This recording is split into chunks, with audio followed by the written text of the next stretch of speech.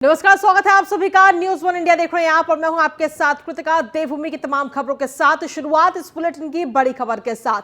News one India पर उत्तराखंड की सबसे बड़ी खबर आप तक सबसे पहले न्यूज वन इंडिया के जरिए हम पहुंचा रहे हैं। परिवहन मंत्री चंदन रामदास के परिवहन विभाग में बड़े खेल की योजना, तबादला नीति और सरकार के निर्देशों से इतर ट्रांसफर की तैयारी की जा रही है।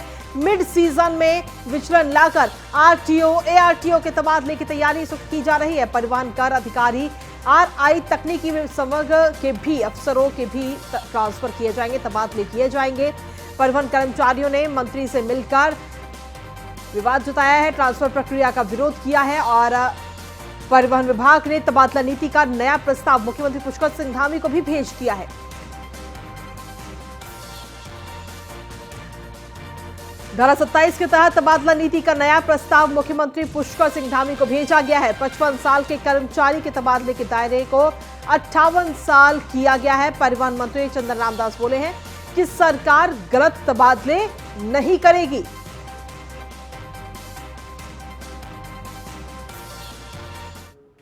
देखिए, अभी तो मेरे विभाग में एक भी ट्रांसफर नहीं हुआ है और चूंकि इस बार कार्मिक ने कहा कि 15% आप ट्रांसफ़र करेंगे और मेरे वहाँ 8 आरटीओ हैं तो एक भी नहीं हो रहा। जो अनिवार्य स्थानांतरणों में आ रहे हैं उनके लिए विभाग ने कार्मिक को 2 महीने पहले विचलन के लिए प्रस्ताव भेजा था। मुझे ज्ञात हुआ कि 1 हफ्ता पहले वो स्वीकृत हुआ, तो 2 महीने तो शासन में लग गया। मगर मैं आज आपको विश्वास दिलाता हूँ कि हम अनावश्यक स्थानांतरण नहीं करेंगे। जो आवश्यक होंगे, जो नियम में आएंगे, जिनके विरुद्ध शिकायतें होंगी, जिनको कई लोगों की पदोन्नतियां हुई हैं, पदोन्नतियों के फलस्वरूप उनको हमको विस्थापन करना पड़ेगा। जो आवश्यक होंगे उन्हीं को करेंगे। अनावश्यक स्थानांतरण के हम पक्ष में नहीं। तो आपको बता दें कि परिवहन मंत्री को आप सुन रहे न्यूज वन इंडिया पर उत्तराखंड की सबसे बड़ी खबर आप तक इस वक्त पहुंचा रहे हैं। आपको बता दें कि जिस तरीके से स्थानांतरण को लेकर के लगातार मामले सामने आ रहे हैं, परिवहन मंत्री चंदन रामदास के परिवहन विभाग में बड़े खेल की योजना कहीं ना कहीं चल रही है। तबादला नीति और सरकार के निर्देशों से इतर ट्रांसफर की तैयारी की जा रही थी। हालांकि इसका विरोध भी अब किया जा रहा है। मिड सीजन में ही विचलन लाकर के आरटीओ और एआरटीओ के तबादले की तैयारी की जा रही थी। परिवहन कर अधिकारी आरआई तकनीकी संवर्ग के भी अफसरों के भी ट्रांसफर किए जाएंगे। ये तमाम चीजें इस उत्तराखंड से पूरा सामने आई है। परिवहन कर्मचारियों ने मंत्री से मिलकर के इस विवादित ट्रांसफर प्रक्रिया का विरोध भी जताया है कि ये ट्रांसफर ना किए जाएं। अधिक जानकारी के साथ विशेष संवाददाता सुदीप जैन इस वक्त जुड़ गए हैं हमारे साथ में। सीधा रुख करते हैं। सुदीप, क्या कुछ है पूरा मामला?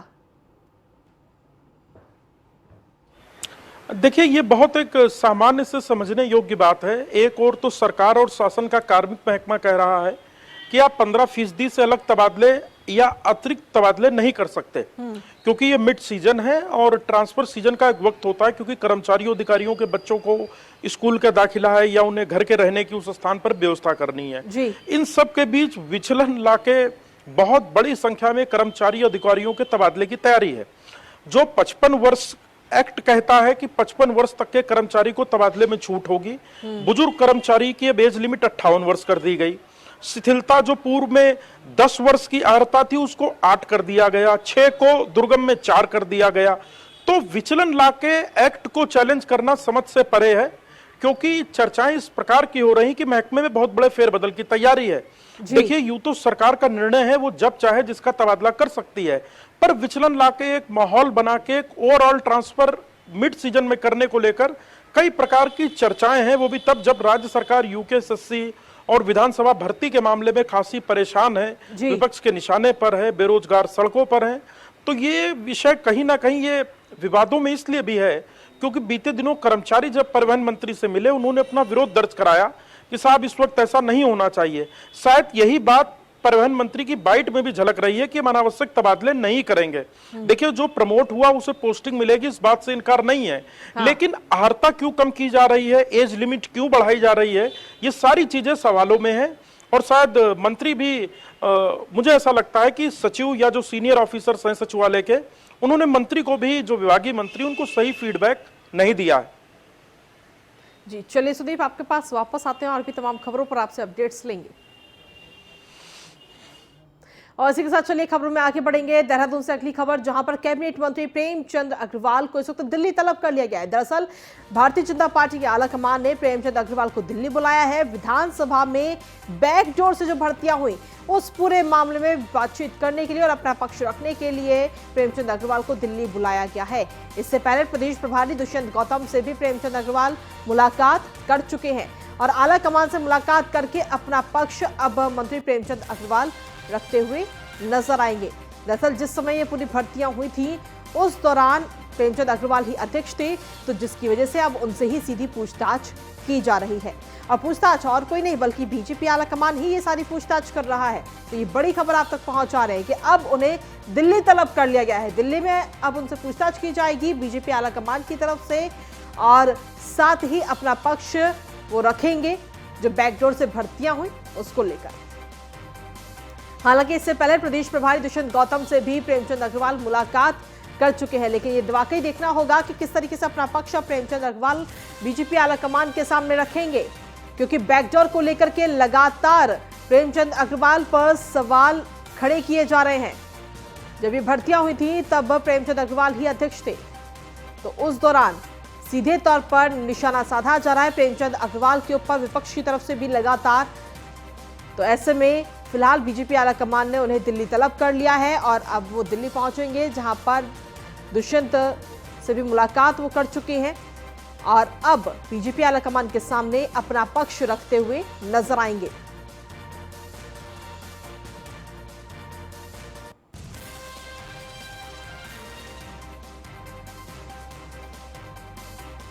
और इसी पर अधिक जानकारी देने के लिए हमारे साथ में हमारे विशेष संवाददाता सुदीप जैन इस वक्त जुड़े हुए हैं और साथ ही पीयूष तिवारी भी दिल्ली से हमारे साथ जुड़ गए। सुदीप, सबसे पहले आपके पास आना चाहेंगे। देखिए, सीधे तौर पर विपक्ष भी लगातार हमलावर हो रहा है प्रेमचंद अग्रवाल को लेकर के कि आखिर उनके रहते हुए ये भर्तियां जो बैकडोर से भर्ती हुई है उसको लेकर लगातार निशाना साध रहा है विपक्ष भी।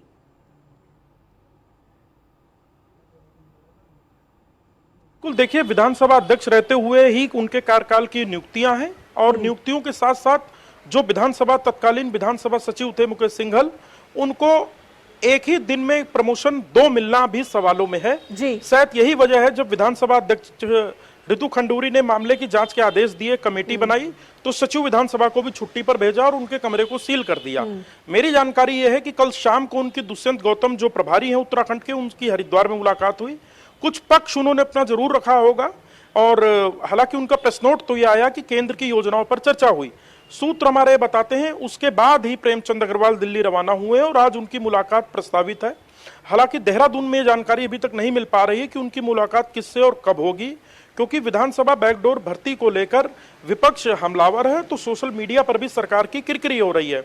एक दूसरा इसका मैं राजनीतिक कारण जो समझ पा रहा हूं, उत्तराखंड से सटे हिमाचल में चुनाव की लगभग तैयारी है, तो यहां से जो ये एक माहौल बन रहा है उससे हिमाचल में नुकसान तो कहीं नहीं हो रहा है पार्टी को। इन सारी चीजों को भी दृष्टिगत रखा जा रहा है। जी चलिए सुदीप, आपके पास वापस आते हैं। इस वक्त हमारे साथ में दिल्ली से हमारे संवाददाता पीयूष तिवारी भी जुड़े हुए हैं।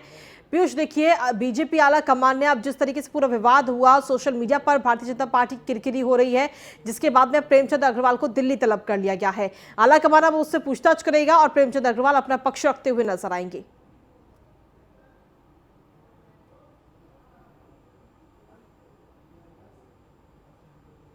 पीयूष, आवाज मिल पा रही है आपको? चलिए, अभी हमारी आवाज उन तक नहीं पहुंच पा रही है, एक बार फिर से संपर्क साधने की कोशिश करेंगे, लेकिन लगातार आपको बता दें कि बीजेपी आला कमान ने फिलहाल अब प्रेमचंद अग्रवाल को दिल्ली बुला लिया है। आज वो दिल्ली में है, जहां उन्होंने दुष्यंत गौतम से, जो कि उत्तराखंड के प्रभारी हैं, उनसे भी मुलाकात की है। दरअसल प्रेमचंद अग्रवाल जब विधानसभा के अध्यक्ष थे उस दौरान ये भर्तियां हुई थी, जिसको लेकर के अब लगातार ये सवाल उठाए जा रहे हैं कि आखिर ये बैकडोर से भर्तियां क्यों की गई, कैसे की गई, एक ही दिन में एक ही व्यक्ति को 2-2 बार प्रमोशन कैसे दे दिया गया, पूरा सवालों के घेरे में है। साथ ही सोशल मीडिया पर भी लगातार किरकिरी हो रही है सरकार की। तो ऐसे में अभी फिलहाल भारतीय जनता पार्टी जो आला कमान है उन्होंने तलब किया है प्रेमचंद अग्रवाल को और अब प्रेमचंद अग्रवाल अपना पक्ष रखते हुए आज नजर आएंगे। सुदीप हमारे साथ लगातार बने हुए हैं। सुदीप, देखिए, लगातार अगर देखा जाए तो भर्ती घोटाले को लेकर के एक नहीं दो नहीं बल्कि कई सारी भर्तियां इस वक्त सामने आ रही है उत्तराखंड के अंदर, जिसको लेकर सरकार की लगातार किरकिरी हो रही है। सोशल मीडिया पर सबसे ज्यादा किरकिरी हो रही है। ऐसे में कैसे आखिर इस डैमेज को कंट्रोल कर पाएगी बीजेपी? देखिए, भारतीय जनता पार्टी के मुख्यमंत्री जो हैं, मुख्यमंत्री पुष्कर सिंह धामी, उन्होंने शुरुआत करते हुए खुद बेरोजगार संघ से मुलाकात कर जो 2020 के दिसंबर में जो भर्तियां हुई थी उस पर जांच के आदेश दिए थे जी। और इसके बाद जो यूकेएसएससी प्रकरण में जो जांच शुरू हुई उसके बाद लगातार गिरफ्तारियां हुई जी। अब जहां तक शिकायतें आ रही हैं तो सरकार ने पुरानी भर्तियों जैसे वन दरोगा, पुलिस सब इंस्पेक्टर 2015-16 इन 3 भर्तियों की जांच के आदेश दिए हैं। कुल 5 भर्तियों की जांच हो रही है जिसमें 4 प्रकरण एसटीएफ के पास है और 1 प्रकरण विजिलेंस के पास है। तो सरकार तो चाहती है इस पूरे सिस्टम को क्लीन करना, पर माहौल कुछ इस प्रकार से बन रहा है कि हर नियुक्ति गलत हुई है। ऐसा नहीं है कि हर परीक्षा पूरी तरीके से गड़बड़ हुई, पर हर परीक्षा में जो गड़बड़ के आरोप लग रहे हैं उसके लिए जो बेरोजगार युवा हैं वो प्रमाण भी आकर देने को तैयार हैं कि गड़बड़ कैसे हुई। देखना होगा सरकार इसका मैकेनिज्म क्या निकालेगी। हालांकि मुख्यमंत्री पुष्कर सिंह धामी ने एक बड़ा ऐलान भी कल किया है कि जो लंबित या रिक्त पद हैं जिन पर नियुक्तियां होनी है उनको अब लोक सेवा आयोग को भेजा जा रहा है और सारी भर्तियां समय पर सरकार कराएगी। एक बड़ा सवाल यह है कि जिस भर्ती को लेकर सबसे ज्यादा विवाद हुआ 2020 दिसंबर में यूकेएसएससी भर्ती, उसको लेकर आखिर सरकार निर्णय निरस्तीकरण का ले ले, ये बेरोजगार अब मांग कर रहे हैं। ठीक है, चलिए आपके पास वापस आते हैं। हमारे साथ में पीयूष भी हमारे साथ जुड़ गए हैं।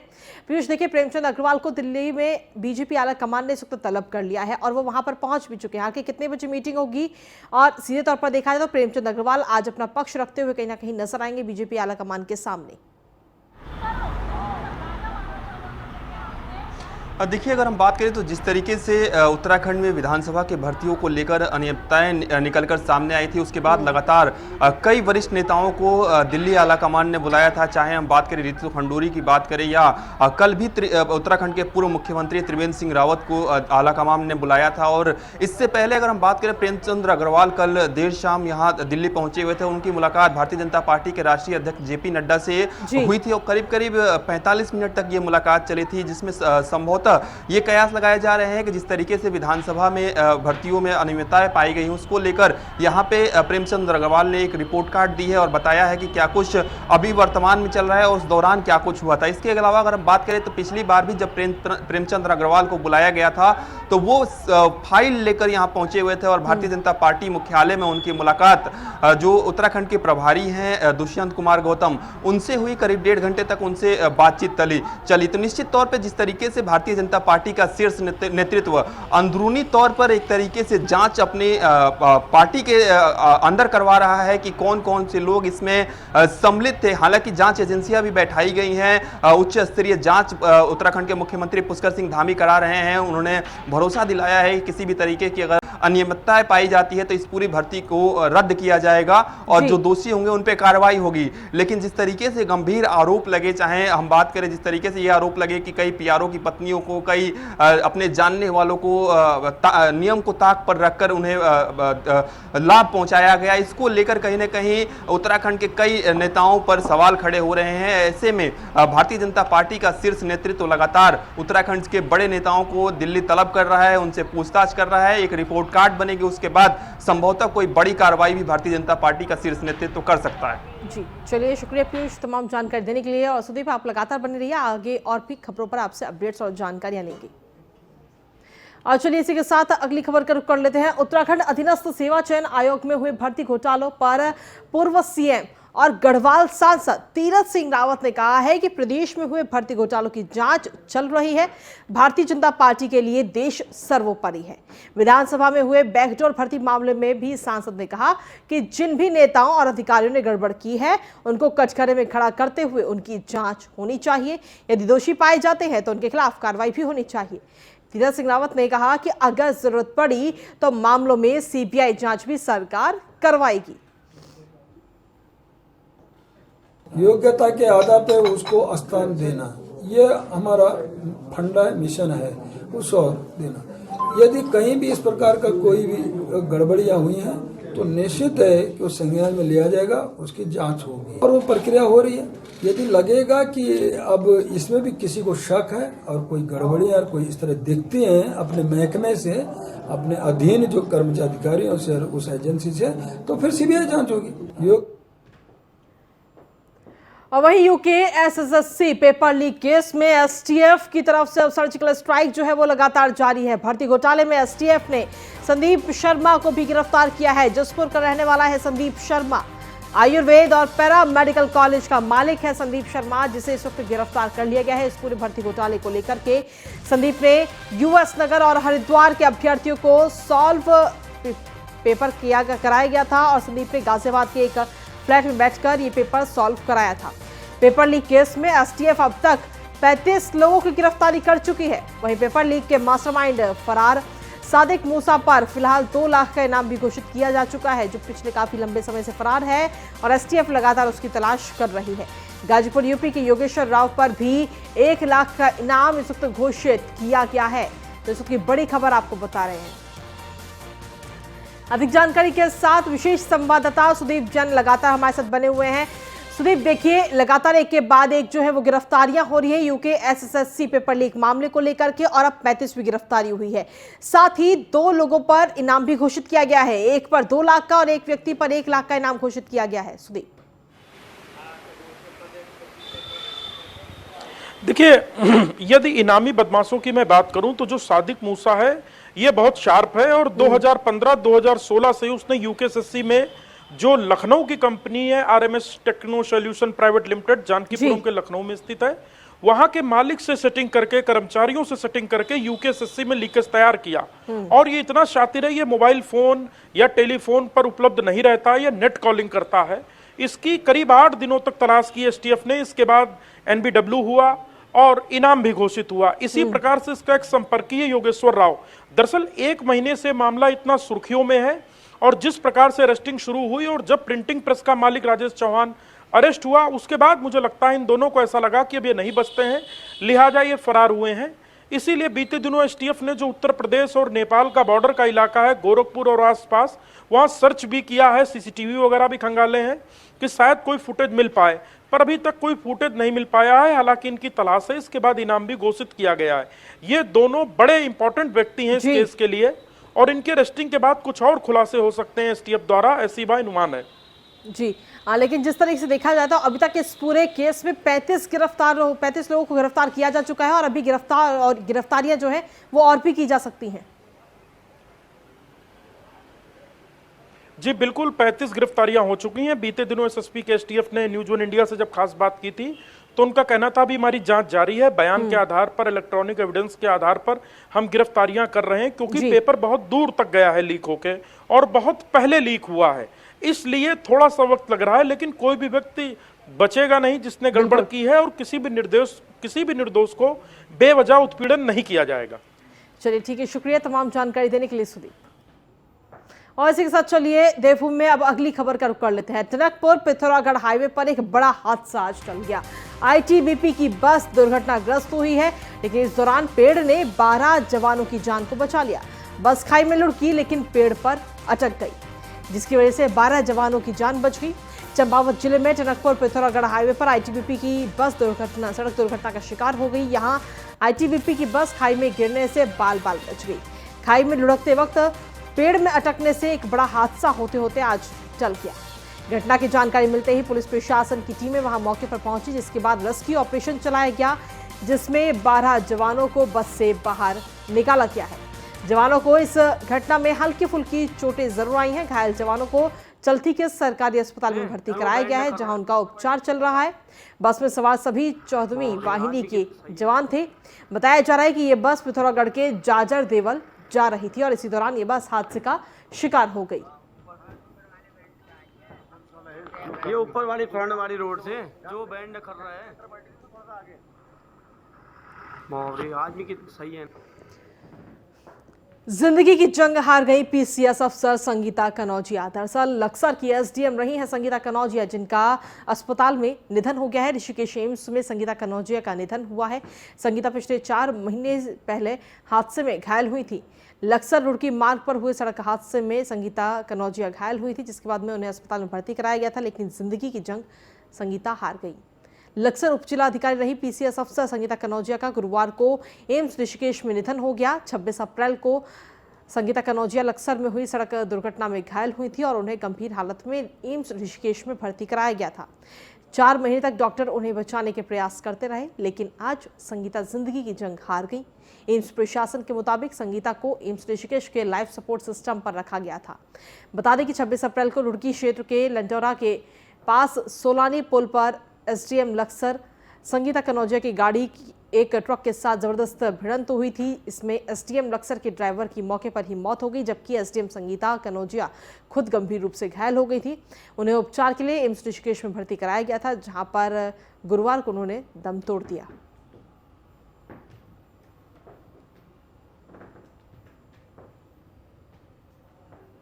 और देहरादून से इस वक्त की एक और बड़ी खबर आपको बता दें कि यूनिफॉर्म सिविल कोड पर बड़ी बैठक इस शाम 4 बजे सचिवालय में ये बड़ी मीटिंग होगी। यूसीसी कमेटी के साथ सीएम पुष्कर सिंह धामी इस बैठक में शामिल होंगे। समान नागरिक संहिता के परीक्षण एग्जीक्यूशन पर इस बैठक में मंथन किया जाएगा। शाम 4 बजे सचिवालय में ये बैठक होगी। इस वक्त की बड़ी खबर आपको बता रहे हैं। यूसीसी कमेटी के साथ सीएम पुष्कर सिंह धामी आज ये बैठक करते हुए नजर आएंगे। समान नागरिक संहिता के परीक्षण एग्जीक्यूशन पर मंथन आज शाम को 4 बजे किया जाएगा। देहरादून में यूनिफॉर्म सिविल कोड पर ये बड़ी बैठक आज रखी गई है।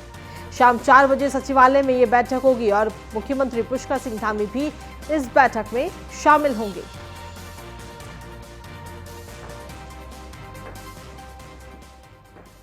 वहीं नगर पालिका मसूरी में सफाई व्यवस्था का कार्य देख रही कीन संस्था ने सफाई कर्मचारियों को तुगलकी फरमान सुना दिया। दरअसल सफाई कर्मचारियों ने वेतनमान बढ़ाए जाने को लेकर 1 सितंबर को नगर पालिका परिसर में प्रदर्शन किया था।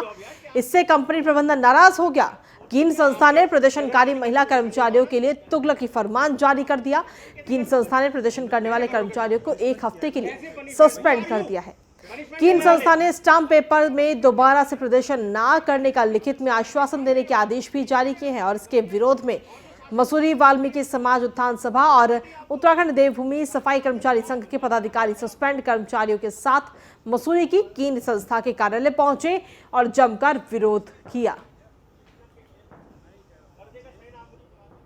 इन्होंने अपना हक मांगा है और हक के लिए इन्हें कोई पनिशमेंट या कोई नोटिस दिया जाए तो वो गलत है। आगे मैं उनसे ये अपील करूंगा, इस कीन संस्था से भी बोलूंगा कि तत्काल इनका वो नोटिस वापस लिया जाए और इन्हें कल ड्यूटी पे लिया जाए और इसके लिए सारे कर्मचारियों को ड्यूटी पे रहेंगे और मेरी इनसे अनुरोध है कि ये ऐसा काम ना करें। अगर इन्होंने ऐसा किया तो इनके खिलाफ आंदोलन भी चालू होगा और बहिष्कार भी होगा, सब किया जाएगा और नहीं कल तक ये वापस लिया जाए। लड़ाई लड़ने का अधिकार हमारा है। अगर उसमें कोई गलतियां हुई है तो उसमें कीन संस्था को बैठ करके इनके साथ कोई भी वार्ता करनी चाहिए थी, कोई भी समझौता करना चाहिए था। लेकिन इस तरह का जो नोटिस है ये तो नोटिस एक तरह से ऐसा डिक्टेटरशिप वाला नोटिस इन्होंने भेज दिया जो कि कहीं भी व्यवहारिक नहीं है।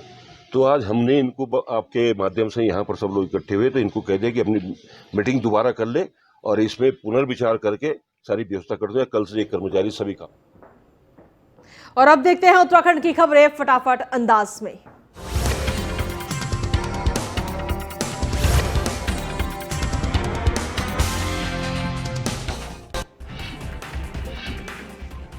अल्मोड़ा में कैबिनेट मंत्री रेखा आर्य ने सोमेश्वर विधानसभा क्षेत्र के रसियारा गांव में पैदल स्पान स्टील गार्डर पुल का शिलान्यास किया। 30 मीटर लंबे पैदल स्पान स्टील गार्डर पुल के निर्माण में 2 करोड़ 60 लाख से ज्यादा की धनराशि खर्च होगी। अल्मोड़ा के भिकियासैंण में दलित नेता जगदीश चंद्र की हत्या पर पूर्व सांसद प्रदीप टमटा ने सवाल खड़े किए। प्रदीप टमटा ने जगदीश के परिवार को उचित मुआवजा देने की मांग की और उन्होंने कहा कि अपराधियों को सजा दिलाने के लिए फास्ट ट्रैक कोर्ट गठित की जाए। सामाजिक कार्यकर्ता मनीष गोनियाल ने मंत्री गणेश जोशी पर गंभीर आरोप लगाए। उन्होंने कहा कि मंत्री गणेश जोशी ने अपने खास आपदा पीड़ितों को ही आपदा राशि वितरित की, जबकि कई लोग वंचित रह चुके हैं। मनीष गोनियाल ने कहा कि मंत्री गणेश जोशी ने आपदा राशि बांटने में भी भेदभाव किया। इस मामले में सरकार के खिलाफ हाईकोर्ट जाने की भी उन्होंने चेतावनी दी।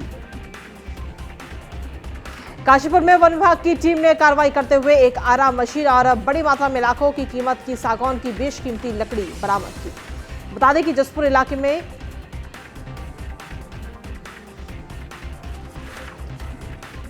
हरिद्वार में अवैध गाड़ियों का कटान कर रहे गोदामों पर एसपी सिटी ने संयुक्त टीम के साथ छापेमारी की। 5 गोदामों पर छापेमारी की गई। मौके पर मिली गाड़ियों की शिनाख्त की जा रही है। उत्तराखंड के प्रमुख वन संरक्षक विनोद सिंघल ने वन विभाग के अधिकारियों के साथ लाल कुआं स्थित वन अनुसंधान केंद्र का निरीक्षण किया। इस दौरान विनोद सिंघल ने इसे विश्व की सबसे सर्वश्रेष्ठ औषधीय वाटिका बताते हुए उत्तराखंड के लोगों से इसका लाभ लेने का आह्वान किया। रुद्रपुर में कुमाऊं विश्वविद्यालय अनंतर महाविद्यालय बैडमिंटन प्रतियोगिता का जिलाधिकारी युगल किशोर पंत ने शुभारंभ किया। 2 दिन तक चलने वाली इस प्रतियोगिता में कई महाविद्यालयों की 25 टीमें हिस्सा ले रही हैं। अल्मोड़ा में चल रहे प्रसिद्ध नंदा देवी मेले का बुधवार को मां नंदा सुनंदा की डोला यात्रा के साथ ही समापन किया गया। मां नंदा सुनंदा की भव्य शोभा यात्रा शहर भर में निकाली गई। हजारों की संख्या में श्रद्धालु मां नंदा देवी के मंदिर में दर्शन करने पहुंचे।